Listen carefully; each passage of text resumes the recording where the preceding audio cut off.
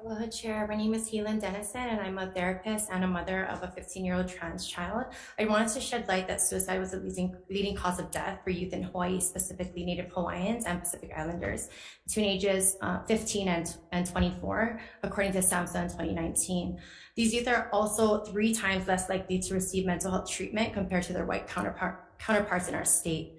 Again, the 2018 DOH Sex and Gender Minority Report that was just released mentioned that half of all trans youth in Hawaii attempted suicide in the past year, and trans youth are 7 times more likely than cisgender youth to attempt suicide in our state. This is not due to common misperception that these kids are just troubled. The research is clear that this is due to the discrimination these kids face in their own home, school, church, sports, and community.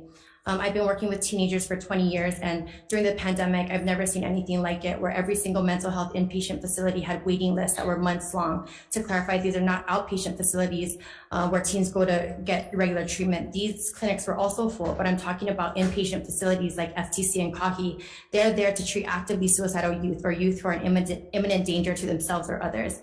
The fact that the sickest of the sickest kids who are placed at the highest risk for suicide did not have access to life-saving medical treatment they needed is a complete heartbreak.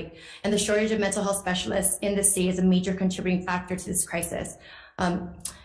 The inability to pay pre-licensed therapists is also a significant barrier to accessing mental health care in this state.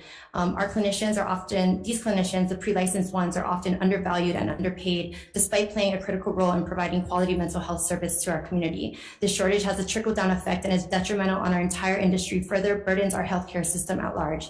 It's simply supply and demand. Fewer mental health specialists mean fewer clinical supervisors, and that means fewer master-level trainees able to complete the required hours to obtain this licensure. Overall, this leads to lower quality clinical training and clinical supervision for pre-licensed clinicians.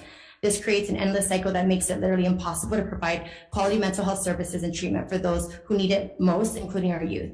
Let's take action.